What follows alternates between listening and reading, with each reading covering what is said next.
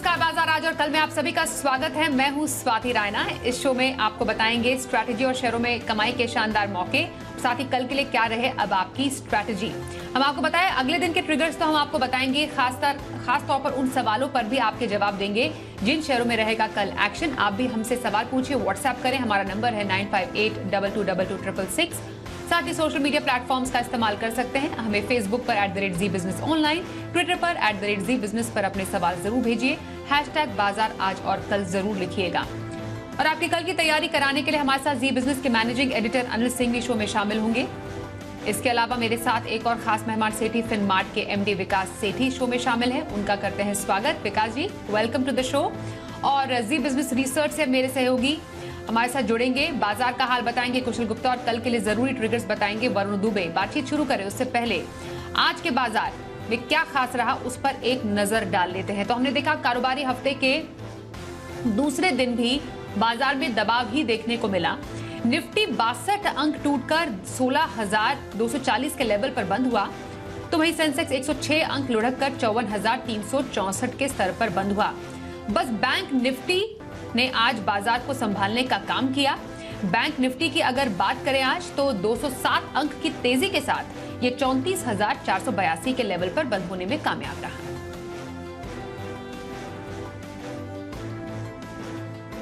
और editors take में अनिल जी से समझते हैं कि बाजार में आज रिकवरी तो रही, लेकिन ये टिकाऊ क्यों नहीं थी। भारतीय बाजारों में आज बेहद इंटरेस्टिंग ट्रेडिंग सेशन देखने को मिला। कल अमेरिकी बाजारों में फिर से तेज गिरावट हुई। डाउ 650 पॉइंट नीचे बंद हुआ है। नैस्डैक में भी भारी गिरावट थी। SGX निफ्टी 200 पॉइंट नीचे दिखा रहा था, लेकिन सुबह सुबह वापस से डाउ फ्यूचर्स का मूड बदल गया और हरे निशान में लौटते दिखे। इसने SGX निफ्टी में थोड़ा जोश भरा और हल्की हल्की रिकवरी की शुरुआत हुई। खुले हम हल्की कमजोरी के साथ, लेकिन जहां खुले वहीं पर बाजार ने सपोर्ट लेकर रिकवर करना शुरू किया और एक बार 16,300-350 तक की यात्रा भी की। उसके बाद फिर सीमित दायरे में उतार चढ़ाव के बीच कारोबार होता दिखा और फाइनली एक बार 16,250, तो उसके बाद 16,400 तक भी हम बढ़ते हुए नजर आए। और पूरे दिन भर सब कुछ ठीक ठाक चल रहा था। बैंक निफ्टी में भी अच्छी खासी खरीदारी होती दिख रही थी। 35,150 के आसपास के लेवल को होल्ड करके बैंक निफ्टी 34,150 के लेवल को होल्ड कर 34,700, 34,800 की रेंज तक भी पहुंचा। लीडरशिप लेकर बड़ी तेजी बनती हुई दिखी, लेकिन आखिरी आधे घंटे में भगवान जाने क्या हुआ, एकदम जोर से गिरावट होती दिखी। पूरे दिन भर मजबूती के साथ ट्रेड कर रहे बाजार दम तोड़ गए, और वो भी तब जबकि डाउ फ्यूचर्स हल्के कमजोर हुए, मतलब 300 पॉइंट ऊपर थे, 200 सवा 200 रह गए, तो ऐसा कोई खास गिरावट नहीं थी। नैस्डैक फ्यूचर 200 पॉइंट ऊपर थे, 150 पॉइंट रह गए, लेकिन उसके बावजूद भारतीय बाजारों ने बिल्कुल भी ताकत नहीं दिखाई और निफ्टी पर 70 पॉइंट नीचे बंद होते हुए नजर आए। बैंक निफ्टी पर हम 200 पॉइंट ऊपर बंद हो पाए 34,500 के आसपास, वहाँ क्लोजिंग ठीक थी, लेकिन निफ्टी की क्लोजिंग काफ़ी ख़राब थी। अब देखना ही होगा कि क्या आखिरी आधे घंटे में FIs ने जमकर बिकवाली की है, या फिर भारतीय बाजारों को डर यह है कि डाउ फ्यूचर्स की मजबूती जितनी दिख रही है उतनी बढ़िया क्लोजिंग आज अमेरिका में होगी नहीं। दो में से एक चीज़ या फिर दोनों हो सकती है, इसका पता कल सुबह चलेगा। लेकिन उससे पहले आज के सेशन में जो उम्मीद थी कि दिन भर के मजबूत ट्रेड के बाद शायद बाजार ऊपर की तरफ बढ़कर बंद होता दिखे, उन उम्मीदों पर पानी फिर गया। तो बैंक निफ्टी हरे निशान में रहा, लेकिन निफ्टी फिर से कमज़ोर दिखा। बढ़ने और गिरने वाले शेयरों की तादाद भी सुबह काफ़ी बेहतर थी, लेकिन दिन खत्म होते होते ब्रॉडर मार्केट में भी प्रॉफिट बुकिंग और बिकवाली आती नजर आई। और आज सबसे ज़्यादा निराश करने वाले मेटल शेयर थे। दुनिया भर में मेटल्स के दामों में जो गिरावट हुई है, उसका असर भारतीय बाजारों में आज तेज़ी से मेटल शेयरों पर देखने को मिला और चौतरफा बिकवाली टाटा स्टील के नेतृत्व में सभी मेटल शेयरों में देखने को मिली। तो एक और मिला जुला लेकिन थोड़ा कमजोरी वाला ट्रेडिंग सेशन भारतीय बाजारों के लिए।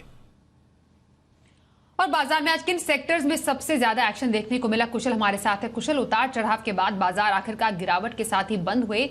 आपसे समझना चाहेंगे सेक्टर स्पेसिफिक एक्शन सबसे ज्यादा कहां दिखा? जी, तो बाजारों में आज भारी उतार चढ़ाव का माहौल रहा और यहाँ पर अगर आप देखें तो निफ्टी कभी ऊपर कभी नीचे लगातार यहाँ पर आज के सत्र में होते हुए नजर आए, जिसमें निफ्टी में गिरावट का रुझान जहाँ पर ज़्यादा बना रहा उसमें कोल इंडिया आप देखिए 7-7.5% तक की गिरावट रही और सबसे ज़्यादा मेटल पैक्ट आज 5% से ज़्यादा ये इंडेक्स टूटते हुए नजर आए, और जिस वजह से आप देखिए टाटा स्टील लगभग 6-6.5% तक का कट इसमें आया।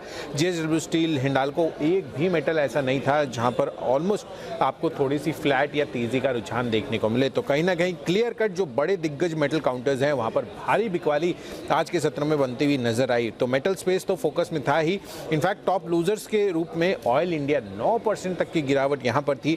साथ ही शोभा लिमिटेड, टानला प्लेटफॉर्म्स, वेल्सपन कॉर्प जैसे स्टॉक्स में भी 7% से ज्यादा की गिरावट आज के सत्र में देखने को मिली। कुछ स्टॉक्स खबरों की वजह से और नतीजों की वजह से फोकस में थे। इसमें एशियन पेंट्स आप देखिए दमदार नतीजे मार्केट आज के दौरान इसने प्रस्तुत किए और अच्छी तेजी यहां पर बनी। इनफैक्ट इंट्राडे में 4% के ऊपर भी एशियन पेंट्स निकलता हुआ दिखा। इनफैक्ट कच्चे तेल में कल के सत्र में जो गिरावट रही थी उस वजह से ओएनजीसी पर खासा दबाव था। वोल्टास जो ब्रोकरेज रिपोर्ट्स आई थी अंडर परफॉर्म की रेटिंग के साथ, उसका क्लियर कट दबाव आज के सत्र में इसमें भी बनता हुआ नजर आया। 4 से 5% तक की गिरावट वोल्टास में देखने को मिली। पर कल पोस्ट मार्केट नतीजे जीएनएफसी के आते हुए दिखे थे और 10% से ज्यादा का इंट्राडे मूव यहां पर अच्छे से आपको जीएनएफसी काउंटरिंग करता हुआ नजर आया। टॉप निफ्टी गेनर्स में आयशर मोटर्स भी पीछे नहीं थे। साथ ही एफएमसीजी पैक्ट से एचयूएल आज लीड कर रहा था। इंडसइंड बैंक, अल्ट्रावेटेक, सीमेंट में भी अच्छी खरीदारी रही। इनफैक्ट टॉप गेनर्स में आइनॉक्स लेजर के साथ साथ पीवीआर बड़े फोकस में था। 4% से ज्यादा की तेजी यहां पर थी। आवास फाइनेंशियल्स, साथ ही पॉलीप्लेक्स कॉर्पोरेशन, कॉस्मो फिल्म्स के कल जिस तरह के नंबर्स आए उसके बाद यहां पर भी 5 से 6% तक का दमदार इंट्राडे मूव हमें देखने को मिला। अब देखना होगा कि कल मिड वीक सेशन के दिन किस तरह से बाजार जो है पैन आउट करते हुए नजर आते हैं। और एफआईआईज और डीआईआईज की तरफ से बिकवाली यहाँ पर खरीदारी के आंकड़े आए हैं, कैसे आए हैं ये जरा समझते हैं। एफआईआईज विदेशी संस्थागत निवेशकों ने एक बार फिर से की है बिकवाली और करीब 3,960 करोड़ रुपए के बिकवाली के आंकड़े आए हैं एफआईआईज की तरफ से। वहीं डीआईआईज यानी घरेलू संस्थागत निवेशकों ने करीब 2,958 करोड़ रुपए की खरीदारी की है।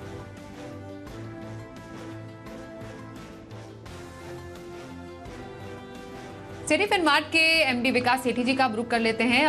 विकास जी, स्वागत करते हैं आपका शो में और जानना चाहते हैं बाजार संभाल नहीं पा रहा है अपने आप को, एक बार फिर से भारी मुनाफा वसूली का बाजार शिकार हुआ है। फिलहाल क्या चाल आप देख रहे हैं बाजार के आने वाले दिनों में? नहीं, देखिए स्वाति, बाजार में बिल्कुल एक बहुत ही सावधानी वाला माहौल है। बाजार पिछले कुछ दिनों से बहुत ही भारी गिरावट से जूझ रहे हैं और इसका मेन कारण तो जब से फेड ने रेट हाइक करी, फिर उसके प्रीएम्प्ट करते हुए आरबीआई ने रेट हाइक कर दी, फिर ये रशिया यूक्रेन वाला जो कारण है वो है ही है। दुनिया भर में सप्लाई चेन जो डिसरप्ट हुआ उसका एक बड़ा इम्पैक्ट हो रहा है। बाकी ये बाजार अभी कॉशियस रहने का बाजार है और आज भी देखा हमने एफआईआईज की जो रिलेंटलेस सेलिंग चल रही है वो आज भी कंटिन्यू हुई। तो मुझे लगता है जब तक ये एफआईआईज की सेलिंग में ठहराव नहीं आता या रुकावट नहीं आती तब तक बाजार में एक बहुत बड़ी तेजी की उम्मीद नहीं है। हालांकि बहुत ज्यादा ओवरसोल्ड है हम इन लेवल्स पे, तो यहाँ से एक बाउंस बैक जरूर आ सकता है और आना भी चाहिए। तो मुझे लगता है उसी लिहाज से प्ले करना चाहिए। और कुछ सेक्टर्स है जो काफी भारी गिरावट देख रहे हैं, जैसे आज मेटल्स का सेक्टर था, बहुत ही भारी 5% की गिरावट पूरे सेक्टर में हुई है और स्टॉक स्पेसिफिक देखेंगे तो 10% तक कई स्टॉक टूट गए। तो मुझे लगता है इन सेक्टर्स को हाल फिलहाल अवॉइड करना चाहिए।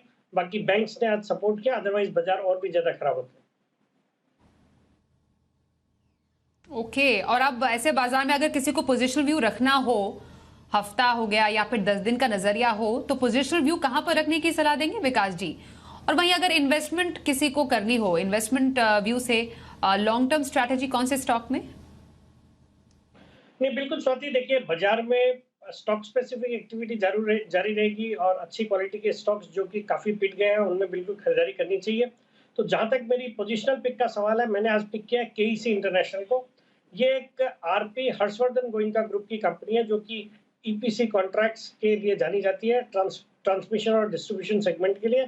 इसके अलावा कंपनी रेलवेज में, सिविल में, ऑयल एंड गैस पाइपलाइंस और केबल्स, इन सब का काम करती है।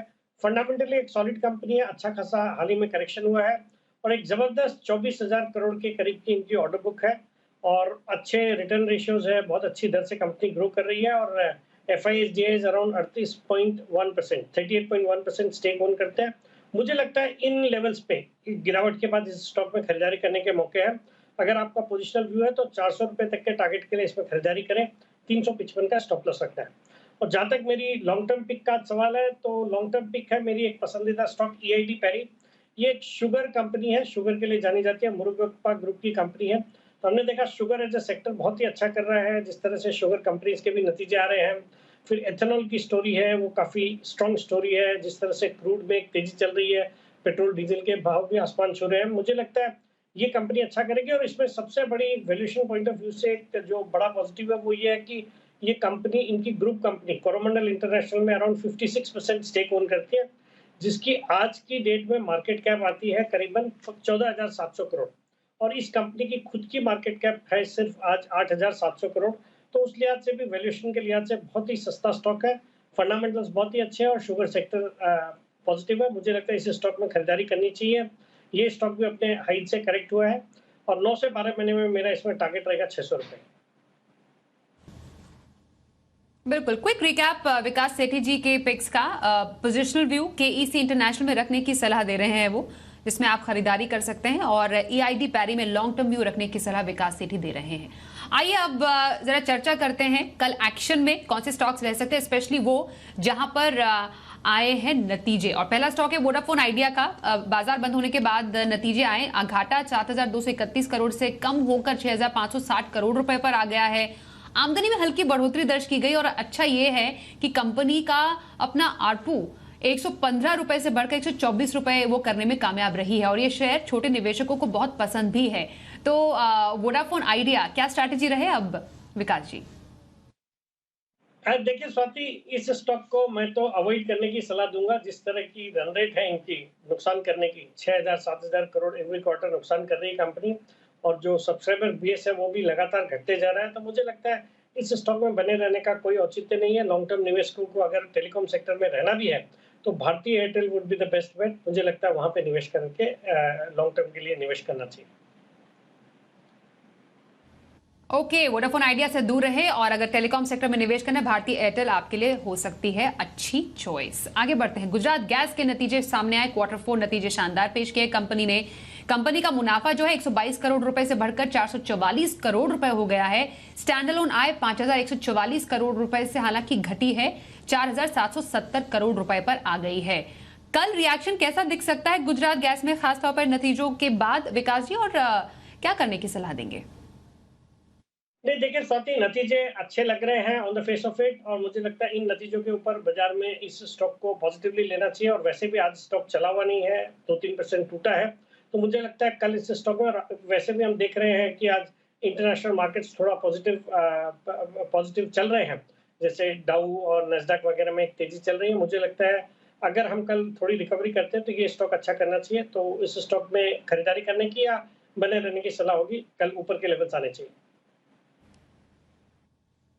ओके, तो गुजरात गैस को खरीदने की या फिर जिनके पास है होल्ड करने की सलाह दे रहे हैं विकास जी। आइए अब कुछ कॉलर्स को भी शो में शामिल करते हैं और पहला सवाल हमारे पास आ रहा है ब्रजेश कुमार सिंह का मिर्जापुर से और ये जीएनएफसी पर सवाल पूछ रहे हैं विकास जी। 50 शेयर इनके पास है, खरीदे इनके 840 रुपए की। नतीजों के बाद शेयर में उछाल भी देखा गया और वायदा का टॉप गेनर ये स्टॉक भी शामिल साबित हुआ है। क्या किया जाए जीएनएफसी में? देखिए इनकी खरीदारी तो थोड़े ऊंचे लेवल्स पे हो गई है, बट आज भी इस स्टॉक ने बहुत ही अच्छा किया, 7.5-8% आज भी बढ़ा है। बाकी एक बहुत ही सॉलिड कंपनी है फंडामेंटली और हाल ही में नतीजे बहुत ही अच्छे आए हैं और इनका जो एक मेन प्रोडक्ट है टीडीआई, उसके प्राइजेस में बहुत ही जबरदस्त तेजी चल रही है। तो ऑल इन ऑल फंडामेंटल्स अच्छे हैं। मुझे लगता है निवेशक को इसमें होल्ड करना चाहिए। जीएनएफसी को होल्ड करने की सलाह विकास सेठी की। पन्नू शर्मा दिल्ली से पूछ रहे हैं एचयूएल के बारे में। 75 शेयर है इनके पास, खरीदे इनकी 2130 रुपए की। हमने देखा है इंडोनेशिया का पाम तेल एक्सपोर्ट ड्यूटी घटाने का प्लान से अब इस खबर के बाद एफएमसीजी शेयरों में तेजी भी देखने को मिली है। तो ऐसे में एचयूएल में क्या किया जाए? ठीक है, एचयूएल तो एक बाय एंड फॉरगेट कैटेगरी वाला स्टॉक है। बहुत ही अच्छी क्वालिटी की कंपनी है। हालांकि स्टॉक प्राइस ने बहुत ज्यादा परफॉर्म नहीं किया, बट मुझे लगता है करंट लेवल्स पे बिल्कुल होल्ड करना चाहिए। और आज जो खबरें आई, मलेशिया ने जो पाम ऑयल एक्सपोर्ट्स पे ड्यूटी कम करी है कंट्रारी टू इंडोनेशिया जहां पे एक्सपोर्ट पे बैन लगाया, मुझे लगता है उस खबर के ऊपर आज सभी एफएमसीजी स्टॉक्स में एक अच्छी चाल थी और एचयूएल आल्सो डिड वेल। मुझे लगता है करंट लेवल्स से अच्छे अपसाइड आने वाले दिनों में आ सकते हैं। तो I would maintain a hold on this stock. और कल के लिए बाजार के लिए कौन से हो सकते हैं अहम ट्रिगर्स, बता रहे हैं हमारे सहयोगी वरुण दुबे। देखिए आजकल हमारे मार्केट्स पे ग्लोबल मार्केट्स का काफ़ी असर होता है, तो सबसे पहले तो आपको ग्लोबल ट्रिगर्स जो है उन पे नज़र रखनी है। हमारे मार्केट्स जब बंद हो रहे थे तो डाउ फ्यूचर्स और नैस्डैक फ्यूचर्स हरे निशान में थे, लेकिन यूएस के मार्केट्स और यूरोप के मार्केट्स जिस तरह से बंद होंगे उसका एक बड़ा इम्पैक्ट जो है हमारे बाजार पे होगा। इसके अलावा यूएस में सीपीआई का आंकड़ा कल आने वाला है और चाइना में भी सीपीआई का आंकड़ा आएगा, तो इस पे आपकी खास नज़र होनी चाहिए। वहीं हमारे डोमेस्टिक ट्रिगर्स की बात करें तो निफ्टी में एक कंपनी अडानी पोर्ट अपने नतीजे कल घोषित करेगी और एफएनओ में दो कंपनियां पेट्रोनेट एलएनजी और पीएनबी के नतीजे आने वाले हैं। तो नतीजों के हिसाब से ये दो कंपनीज जो है आपके रडार पे होनी चाहिए। वहीं कैश में भी अगर आप देखेंगे तो बीएसई लिमिटेड इसके नतीजे आने वाले हैं, तो इसके ऊपर आपको खास नज़र रखनी है। इसके अलावा अगर आप देखेंगे तो जो प्राइमरी मार्केट है उसमें भी भरपूर एक्शन चल रहा है। डिलीवरी का आईपीओ जो है वो देखिए कल से खुलने वाला है। आईपीओ साइज जो है करीब 5,235 करोड़ के आसपास का है। प्राइस बैंड जो है 460 टू 80 करोड़ के आसपास का आईपीओ। ये प्राइस बैंड जो है 310 से 326 रुपए का है। तो ये दो आईपीओज है जिन पे आपको नजर रखनी है। थायरोकेयर टेक्नोलॉजीज इंटरिम डिविडेंड की एक्स डेट है 15 रुपए का इंटरिम डिविडेंड कंपनी ने दिया था, तो वहाँ पे आपकी नजर होनी चाहिए। और रिकॉर्ड डेट है इंडिया मार्ट इंटरमेश का जो बायबैक है उसकी कल रिकॉर्ड डेट है। बायबैक का जो ऑफर प्राइस था 6,250 रुपये प्रति शेयर का था और 100 करोड़ के आसपास का ये बायबैक, तो इस पे भी आपकी खास नज़र होनी चाहिए। तो काफ़ी सारे डोमेस्टिक ट्रिगर्स है और काफ़ी सारे ग्लोबल ट्रिगर्स भी है जिन पे आपकी खास नज़र होनी है, क्योंकि इसके ऊपर ही मार्केट्स रिएक्ट करते हुए दिखाई देंगे। तो कल के ट्रिगर्स जान लिए, अब कल की तैयारी क्या करनी है वो भी समझ लीजिए। कल के लिए स्ट्रैटेजी और बाजार के लिए अहम संकेत समझते हैं अनिल जी से। जहाँ तक कल का सवाल है, देखते हैं कि आज के सेशन के आंकड़े किस तरह के निकल कर आते हैं, स्पेशली एफआईज की तरफ से बिकवाली के, और दूसरा पुट कॉल रेशियो पर एफआईज की इंडेक्स लॉन्ग पोजीशन पर जो हम ओवरसोल्ड हैं क्या उसमें किसी तरह का कोई बदलाव होता है। ये हमारे लोकल फैक्टर्स होंगे जिन पर नजर होगी, लेकिन ग्लोबल फैक्टर्स के लिहाज से देखें तो डाउ फ्यूचर्स 200 सवा 200 पॉइंट ऊपर, नेस्डैक फ्यूचर्स 150 पॉइंट ऊपर। अमेरिका में अच्छे सेशन की उम्मीद, 3 दिन से अमेरिका बहुत तेजी से गिर भी रहा है, तो हो सकता है आज अमेरिका में उतार चढ़ाव के बीच बढ़िया सेशन हो, वहां से सुबह सुबह हम संकेत लेने की कोशिश करेंगे। अब जहां तक हमारे बाजारों के सपोर्ट का सवाल है, 16,150 सपोर्ट के तौर पर काम करेगा और ऊपरी स्तरों पर वही 16,300 16,400 रुकावट की रेंज है। बैंक निफ्टी का जहां तक सवाल है 33,900 34,100 आज भी सपोर्ट का काम करेगा और ऊपरी स्तरों पर 34,600 से 34,800 की रेंज है जहां पर हल्की फुल्की रुकावट है। इस रेंज के किसी एक तरफ बाहर निकलने के बाद ही निफ्टी और बैंक निफ्टी में ऊपर या नीचे की तरफ बड़ा मूव आने की आप उम्मीद कल के लिए कर सकते हैं। और आइए अब देख लेते हैं कल का ऑप्शन।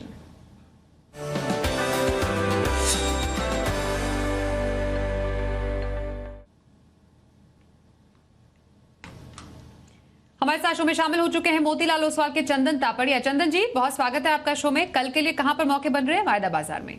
जी धन्यवाद। देखिए बाजार में पिछले कुछ दिनों से काफी उठापटक है और ऊपरी लेवल से बाजार में बार बार बिकवाली बन रही है।